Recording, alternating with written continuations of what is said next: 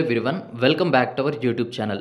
Main తమ్నైల్లో చూసే ఉంటారు కదా, కట్ ఆఫ్ ఇయర్ హైగా ఉండబోతుందా అని చెప్పి.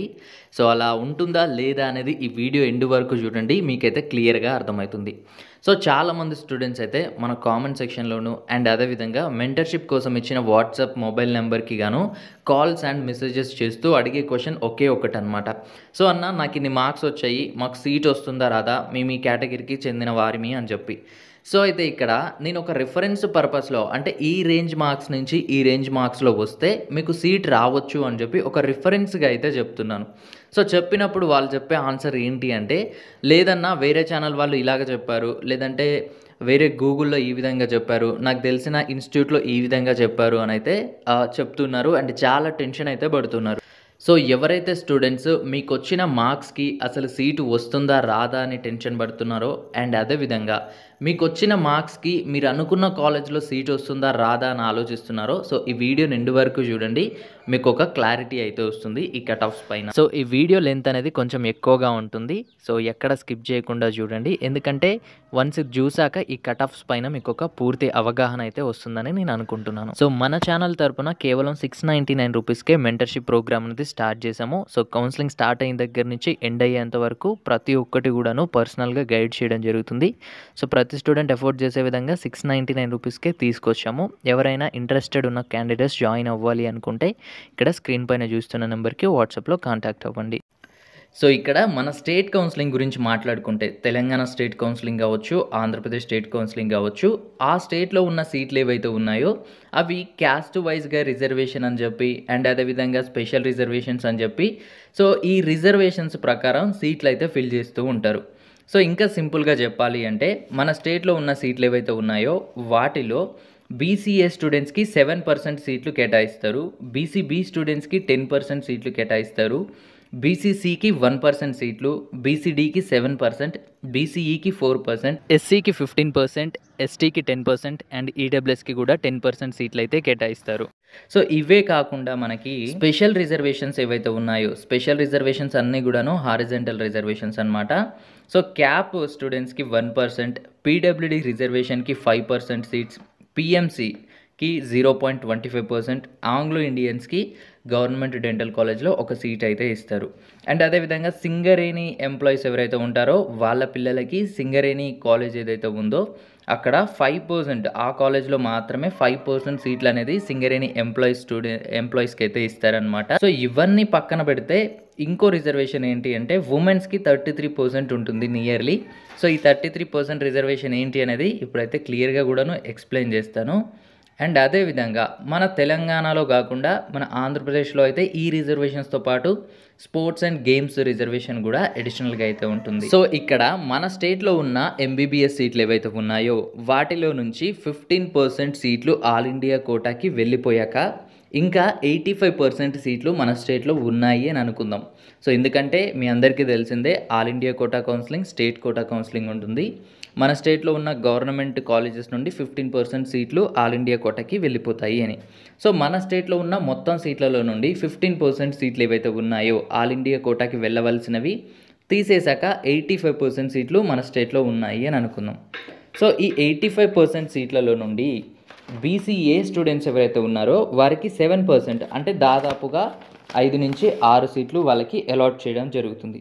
బీసీబీ స్టూడెంట్స్కి 10%, అంటే 8 సీట్ల వరకు అలాట్ చేయడం జరుగుతుంది. బీసీసీ స్టూడెంట్స్కి 1 సీట్ వరకు, అదేవిధంగా బీసీడీకి 7% కాబట్టి 5 నుంచి 6 సీట్ల వరకు, బీసీఈకి 4%, అంటే 3 to 4 సీట్స్ అనుకోండి, ఎస్సీ కేటగిరీకి 15%, అంటే 12 సీట్స్ అనుకోండి, ఎస్టీ కేటగిరీకి తెలంగాణలో 10%, అంటే ఒక 8 సీట్లు అనుకోండి, ఈడబ్ల్యూఎస్కి 10% రిజర్వేషన్ అయితే ఉంటుంది.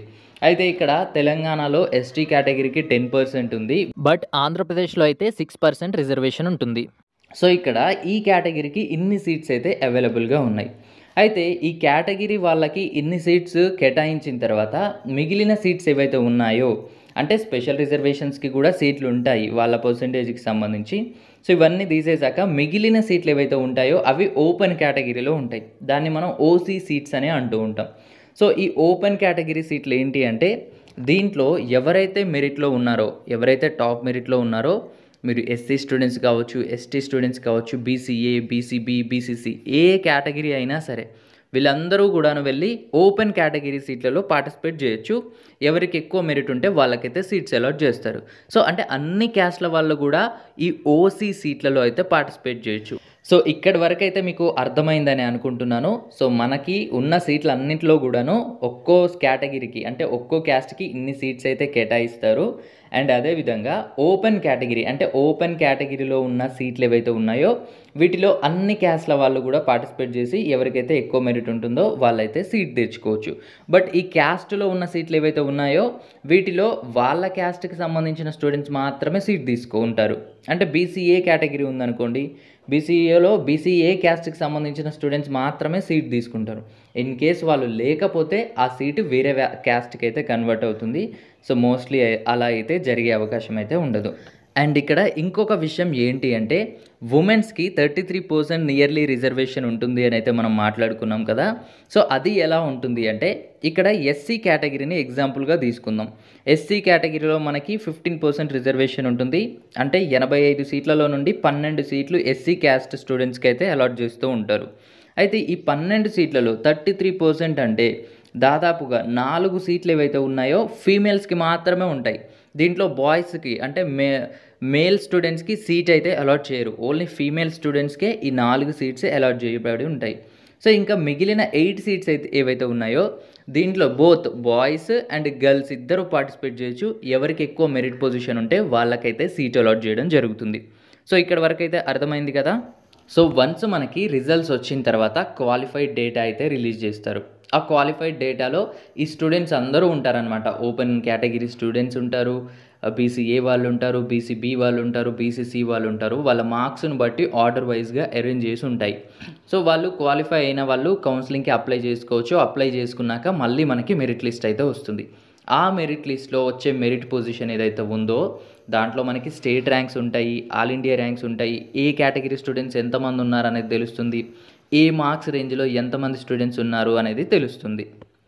సో ఇక్కడ కౌన్సిలింగ్ జరిగేప్పుడు ఓపెన్ కేటగిరీలో ఒక 50 సీట్లు ఉన్నాయి అని అనుకుందాం. సో ఈ 50 సీట్లకి ఎస్సీ వాళ్ళు పార్టిసిపేట్ అవుతారు, ఎస్టీ వాళ్ళు పార్టిసిపేట్ అవుతారు, అన్ని క్యాస్ట్ స్టూడెంట్స్ కూడా పార్టిసిపేట్ అయితే అవుతారు కాంపిటీషన్లో. సో ఇప్పుడు ఈ 50 సీట్స్ ఏవైతే ఉన్నాయో ఆ 50 సీట్స్లో మనకు ఒక సీట్ రావాలి అంటే మనకు వచ్చిన మార్క్స్ పైన 50 మెంబర్స్ కంటే తక్కువ మంది స్టూడెంట్స్ ఉండాలి. సో ఫర్ ఎగ్జాంపుల్ నాకు 500 మార్క్స్ వచ్చాయి, నాది ఓపెన్ కేటగిరీ, అక్కడ 50 సీట్స్ మాత్రమే ఉన్నాయి. అంటే ఈ 500 మార్క్స్ పైన ఎంతమంది అయితే స్టూడెంట్స్ ఉన్నారో వాళ్ళు కూడా 50 మెంబర్స్ కంటే తక్కువే ఉండాలి. ఒకవేళ ఎక్కువ ఉన్నా కానీ వాళ్ళు ఆల్ ఇండియా కోటా కౌన్సిలింగ్కి అయినా వెళ్ళాలి, లేదంటే కౌన్సిలింగ్లో జాయిన్ అవ్వకుండా స్కిప్ అయినా చేసి ఉండాలి. బట్ 50 మంది కంటే ఎక్కువ ఉంటే మనకు సీట్ వచ్చే అవకాశం అయితే ఉండదు కదా. సో అలాగే ఈ ఓపెన్ సీట్స్ అన్నీ ఫిల్ అయిపోయాయి, క్యాస్ట్లో ఉన్న సీట్లు ఉన్నాయి అని అనుకుందాం. మనకి ఇక్కడ బీసీఏలో ఒక 5 సీట్లు ఉన్నాయి. నాకు వచ్చిన మార్క్స్ ఏవైతే ఉన్నాయో నాకు ఒక 450 మార్కులు వచ్చాయి. సో ఈ మెరిట్ లిస్ట్లో 450 పైన కూడా ఇంకా స్టూడెంట్స్ ఉంటారు కదా. సో 450 మార్క్స్ కంటే ఎక్కువ వచ్చిన స్టూడెంట్స్ కూడా ఉంటారు. సో వాళ్ళలో బీసీఏ స్టూడెంట్స్ ఎంతమంది ఉన్నారు? 5 మెంబర్స్ కంటే తక్కువ ఉంటేనే మనకు సీట్ వస్తుంది. సో ఎక్కువ ఉంటే సీట్ రాదు 100%.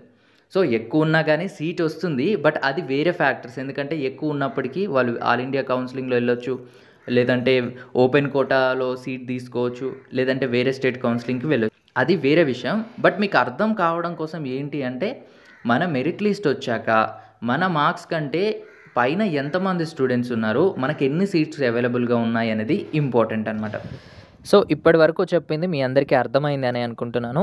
ఇప్పుడు ఇంకా మీ అందరికీ ఉన్న కామన్ క్వశ్చన్, నాకు ఇన్ని మార్క్స్ వచ్చాయి, సీట్ వస్తుందా రాదా అని అయితే అడుగుతున్నారు కదా. సో దానికి ఆన్సర్ చేయబోతున్నాను. ఫర్ ఎగ్జాంపుల్ నేను బీసీడీ కేటగిరీ స్టూడెంట్ని, నాకు 440 మార్క్స్ వచ్చాయి, నాకు సీట్ వస్తుందా రాదా అని ఒక స్టూడెంట్ అడుగుతున్నారు అనుకోండి. సో ఇదే మార్క్స్ని 440 marks BCD student OU local స్టూడెంట్ని ఎగ్జాంపుల్గా తీసుకొని ఇప్పుడు ఎక్స్ప్లెయిన్ చేస్తాను.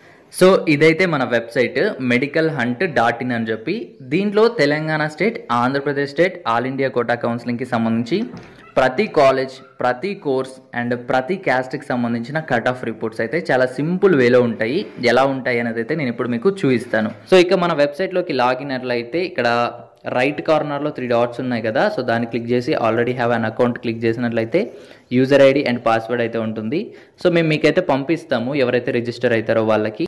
సో లాగిన్ చేసినట్లయితే వెబ్సైట్ ఈ విధంగా ఉంటుంది. ఇక్కడ all India quota counselling Andhra Pradesh and Telangana ఉంటుంది. మీకు అర్థం అవ్వడం కోసం తెలంగాణ స్టేట్ కౌన్సిలింగ్ అయితే ఓపెన్ చేస్తున్నాను. సో ఇక్కడ స్కీమ్ ఇమీడియట్గా ఎంబీబీఎస్ఆ, బీడీఎస్ఆ, ఆయుషా అని అయితే అడుగుతుంది. సో నేను ఎంబీబీఎస్ని సెలెక్ట్ చేశాను. పేజ్ 1నా, పేజ్ 2నా, పేజ్ 3నా అని అడుగుతుంది. నేను పేజ్ 3 అయితే సెలెక్ట్ చేశాను. క్యాస్ట్ వచ్చేసి మనకి బీసీడీ అయితే సెలెక్ట్ చేస్తున్నాను. ఈడబ్ల్యూఎస్ నో అనే ఉంటుంది. లొకాలిటీ ఓయూనే ఇద్దాము. సో ఓయూ ఏఎస్వి ఉంటుంది, బట్ మనం ఓయూనే సెలెక్ట్ చేద్దాము. జెండర్ వచ్చేసి మేల్, ఫీమేల్ ఆల్ ఉంటుంది. ఈ జెండర్ని పెట్టడానికి రీజన్ ఏంటంటే ఉమెన్స్కి 33% రిజర్వేషన్ ఉంది కాబట్టి. సో నేను కట్ ఆఫ్స్ రెండరికి డిఫరెంట్ ఉంటుంది, మేల్స్కి ఫీమేల్స్కి అని చెప్పి ఇది కూడా ఆప్షన్ ఇంక్లూడ్ చేసాము. సో నేనైతే ఆల్ ఆప్షన్ని సెలెక్ట్ చేశాను. సో ఇక్కడ కాలేజెస్ కూడా ఆల్ పెట్టిద్దాం. మీరు కానీ ఈ వెబ్సైట్లో కట్ ఆఫ్ చెక్ చేసుకోవాలి, ఈ వెబ్సైట్ యాక్సెస్ కావాలి అని అనుకున్నారనుకోండి, ఇక్కడ స్క్రీన్ పైన చూపిస్తున్న నెంబర్ ఏదైతే ఉందో దీనికే వాట్సాప్ ఉంటుంది, గూగుల్ పే, ఫోన్పే ఉంటుంది. So Google pay are PhonePe ద్వారా 699 రూపీస్ పే చేసి మీరు వాట్సాప్లో ఆ స్క్రీన్ షాట్ని, అదేవిధంగా student name, mail ID, mobile number send చేశారు అంటే మేము మీ డీటెయిల్స్ రిజిస్టర్ చేసి మీకు డీటెయిల్స్ అయితే పంపించడం జరుగుతుంది. సో ఇక్కడ 699 రూపీస్ పే చేస్తే కేవలం వెబ్సైట్ యాక్సెస్ మాత్రమే ఇస్తాము అని అనుకోకండి. సో ఈ వెబ్సైట్ యాక్సెస్తో పాటుగా మిమ్మల్ని మెంటర్షిప్ ప్రోగ్రాంలో జాయిన్ చేయడం జరుగుతుంది. సో ఈ మెంటర్షిప్ ప్రోగ్రామ్ అంటే ఏంటి అంటే, మెంటర్షిప్ ప్రోగ్రామ్ యొక్క ముఖ్య ఉద్దేశం స్టూడెంట్స్ కౌన్సిలింగ్లో ఎటువంటి అప్డేట్స్ని కూడా మిస్ అవ్వకూడదు, వాళ్ళకు వచ్చిన మార్క్స్కి మంచి కాలేజ్లో సీట్ వచ్చే విధంగా కౌన్సిలింగ్లో పార్టిసిపేట్ చేయాలి, ప్రతి రూల్స్ అండ్ రెగ్యులేషన్స్ తెలుసుకుంటూ అని చెప్పి. సో వన్స్ మీరు ఈ మెంటర్షిప్ ప్రోగ్రాంలో జాయిన్ అయినట్లయితే స్పెషల్ వాట్సాప్ గ్రూప్ ఉంటుంది. దీంట్లో మీకు ప్రతి అప్డేట్, ప్రతి నోటిఫికేషన్, ప్రతి ఇన్ఫర్మేషన్ కూడా డైలీ అప్డేట్ చేయడం జరుగుతుంది. సెకండ్ వన్ వచ్చేసి పర్సనల్ మొబైల్ నెంబర్ ఇస్తాము. మీకు కౌన్సిలింగ్ రిలేటెడ్ ఏ డౌట్స్ ఉన్నా లేదంటే ఎటువంటి ఇష్యూస్ ఉన్నా మాకు కాల్ చేసి క్లియర్ చేసుకోవచ్చు. అండ్ థర్డ్ వన్ వచ్చేసి వెబ్సైట్ యాక్సెస్ ఉంటుంది. మీరు మెంటర్షిప్లో జాయిన్ అయినా వెబ్సైట్ యాక్సెస్ తీసుకున్నా మీకు 2 బెనిఫిట్స్ అయితే ఉంటాయి. మెంటర్షిప్ ప్రోగ్రాంలో యాడ్ చేస్తాము అండ్ వెబ్సైట్ యాక్సెస్ కూడా ప్రొవైడ్ చేయడం జరుగుతుంది. సో 3లో బీసీడీ క్యాస్ట్ నుంచి ఓయూ రీజియన్లో ఎంతమంది స్టూడెంట్స్ అయితే అలాట్ అయ్యారో వాళ్ళందరి డేటా కూడాను ఇక్కడ ఉంటుందన్నమాట. సో ఇక్కడ డేటా ఎలా ఉంటుందంటే టాప్లో టాప్ మెరిట్ వచ్చిన స్టూడెంట్స్ ఉంటారు. సో వాళ్ళకి ఏ కాలేజ్లో సీట్ వచ్చింది, వాళ్ళు మేలా ఫీమేలా, వాళ్ళ ర్యాంక్ ఎంత, ఆల్ ఇండియా ర్యాంక్, వాళ్ళ మార్క్స్ ఎన్ని, వాళ్ళ స్టేట్ ర్యాంక్ ఎంత అనేది కూడా ఇక్కడ మెన్షన్ చేసాము చూడొచ్చు. 652 మార్క్స్ వచ్చిన వాళ్ళకి 212 అయితే స్టేట్ ర్యాంక్ అనమాట. అండ్ అదేవిధంగా ఆర్సీఆర్ అని మెన్షన్ చేసాం కదా, రీజియన్ వైజ్ క్యాస్ట్ ర్యాంక్.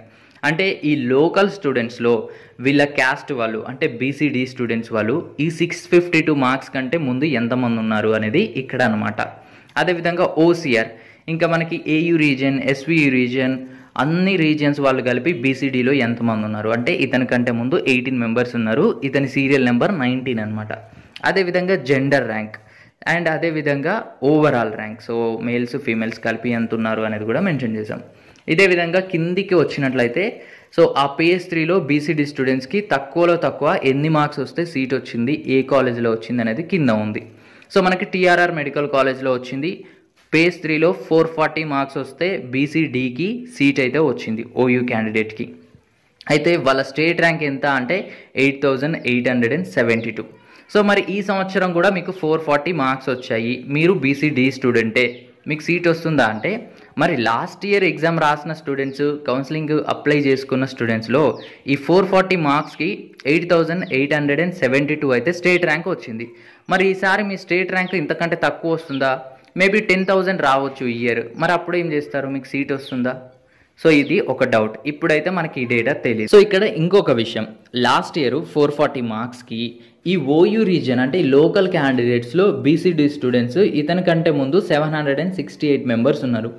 అంటే ఈ బీసీడీ క్యాస్ట్ వాళ్ళు ఈ 440 మార్క్స్ కంటే ముందు అంటే ఈ 440 మార్క్స్ కంటే ఎక్కువ వచ్చిన స్టూడెంట్స్ 768 మెంబర్స్ ఉన్నారు.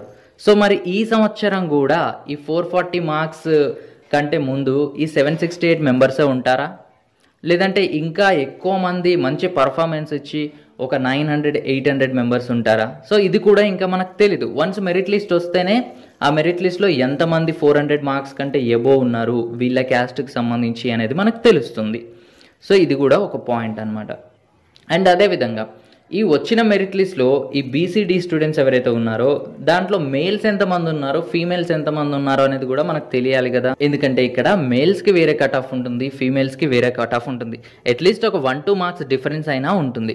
సో ఇంకో ఫ్యాక్టర్ ఏంటి అంటే సేమ్ మార్క్స్ వచ్చిన స్టూడెంట్స్, సేమ్ క్యాస్ట్‌కి చెందిన వాళ్ళు 5-6 మెంబర్స్ కూడా ఉంటారు. అంటే 450 మార్క్స్ వచ్చిన వాళ్ళే బీసీడీలోనే ఒక 10 మెంబర్స్ కూడా ఉండొచ్చు. సో ఈ ఫ్యాక్టర్ కూడా ఉంటుంది. సో ఈ డేటా ఏది కూడా తెలీదు మనకి. మన క్యాస్ట్‌లో మన మార్క్స్ కంటే ఎక్కువ స్కోర్ చేసిన స్టూడెంట్స్ ఎంతమంది ఉన్నారో తెలీదు. ఓపెన్ కేటగిరీలో సీట్లు తీసుకునే స్టూడెంట్స్ ఎంతమంది ఉన్నారో తెలీదు. ఆల్ ఇండియా కోటా కౌన్సిలింగ్‌కి ఎంతమంది వెళ్తారో తెలీదు. సో ఈ డేటా అంతా లేకుండా ఈ ఎక్స్‌పెక్టెడ్ కట్ ఆఫ్ అనేది చేయడం కొద్దిగా కష్టమే. సో ఇప్పుడు మీరే చెప్పండి, లాస్ట్ ఇయర్ 440 మార్క్స్‌కి బీసీడీ క్యాండిడేట్‌కి థర్డ్ ప్లేస్‌లో సీట్ వచ్చింది. మరి ఈ సంవత్సరం కూడాను ఇదే మార్క్స్‌కి సీట్ వస్తుందా రాదా అనేది. సో ఈ వీడియో ద్వారా కట్ ఆఫ్ పైన మీకు ఒక అవగాహన వచ్చిందనే అనుకుంటున్నాను. సో కట్ ఆఫ్స్ డిసైడ్ చేయాలి అంటే ముందుగా మనకి అట్లీస్ట్ క్వాలిఫైడ్ డేటా అయితే రావాలి. క్వాలిఫైడ్ డేటా వచ్చాక మెరిట్ లిస్ట్ రావాలి. ఆ మెరిట్ లిస్ట్లో మన క్యాస్ట్కి సంబంధించి ఎంతమంది స్టూడెంట్స్ మనకంటే ఎక్కువ మార్క్స్ తెచ్చుకున్నారు, దాంట్లో ఫీమేల్ స్టూడెంట్స్ ఎంతమంది ఉన్నారు, ఓపెన్ కేటగిరీలో ఎంతమంది స్టూడెంట్స్ ఉన్నారు, వాళ్ళలో ఆల్ ఇండియా కోటాకి మంచి కాలేజెస్లో సీట్ వచ్చే ఛాన్స్ ఎంతమందికి ఉంది, వాళ్ళలో ఎంతమంది వేరే స్టేట్ కౌన్సిలింగ్కి వెళ్ళి జాయిన్ అవ్వచ్చు. ఈ ఫ్యాక్టర్స్ అన్నీ లేనిది మనం కట్ ఆఫ్స్ చెప్పడం అనేది ఇంక ఇది ఎలా చెప్తున్నాము అంటే బేస్లెస్ అనమాట. అసలు ఎందుకు చెప్తున్నామో కూడా అర్థం కాదు. జస్ట్ ఒక రిఫరెన్స్ పర్పస్లో అయితే ఓకే, నార్మల్గా లాస్ట్ ఇయర్ ఈ విధంగా ఉంది, ఒక 5-10 మార్క్స్ అటు ఇటు అవ్వచ్చు, సో మీరైతే దాన్ని రిఫరెన్స్గా తీసుకోండి అని చెప్పి. సో అంతేకాని మనకి ఎగ్జామ్ జరగకముందు ఒక కట్ ఆఫ్, ఎగ్జామ్ జరిగిన తర్వాత ఒక కట్ ఆఫ్, ఈ విధంగా చాలా కట్ ఆఫ్స్ వస్తూనే ఉంటాయి. సో మీరు దాన్ని నమ్మండి, నమ్మకపోండి. బట్ కట్ ఆఫ్ అయితే నార్మల్గా ఎక్స్పెక్టెడ్ మాత్రమే చెప్తారు, 100% అయితే ఏమీ ఉండదు. మీకు కట్ ఆఫ్లో చూపించిన మార్క్స్ కంటే తక్కువ వచ్చినా సరే మీరు కౌన్సిలింగ్లో ఖచ్చితంగా పార్టిసిపేట్ చేయండి. సీట్ రాదేమో అని చెప్పి ఈ కట్ ఆఫ్ వీడియోస్ని నమ్ముకొని మీరు కౌన్సిలింగ్లో అప్లై చేయకుండా ఉండకండి. పోతే ఒక 3000 రూపీస్ అయితే మనకు ఖర్చు అవుతుంది, దానివల్ల లాస్ ఏం లేదు. బట్ వస్తే ఈ ఎంబీబీఎస్ సీట్ అనేది చాలా విలువైంది కాబట్టి ఖచ్చితంగా ప్రతి ఒక్క స్టూడెంట్స్ మీకు ఒక కట్ ఆఫ్ కంటే 10-30 మార్క్స్ తక్కువ వచ్చినా సరే ఖచ్చితంగా కౌన్సిలింగ్లో అయితే పార్టిసిపేట్ చేయండి. సో వీడియో చేయడానికి రీజన్ ఏంటి అంటే చాలామంది స్టూడెంట్స్ అయితే చాలా టెన్షన్ పడుతూ అడుగుతున్నారు కామెంట్ సెక్షన్లలో అండ్ వాట్సాప్లో. సో వాళ్ళకి ఎలా ఆన్సర్ చేయాలో అనేది కూడా అర్థం అవ్వట్లేదు. ఎందుకంటే మన దగ్గర సరైన డేటా అయితే లేదు మనకి కట్ ఆఫ్ డిసైడ్ అవ్వడానికి. సో ఈ డేటా అంతా లేకుండా సో వాళ్ళు టెన్షన్ పడుతుంటే సో నాకు కూడా ఎలాగో ఉందన్నమాట. సో ఒక క్లారిటీ ఇద్దాం అన్నట్టుగా ఈ వీడియో అయితే చేశాను. ఇంకా దీనికి సంబంధించి ఏమైనా డౌట్స్ ఉంటే కామెంట్ సెక్షన్లో అయితే కామెంట్ చేయండి. Thanks for watching.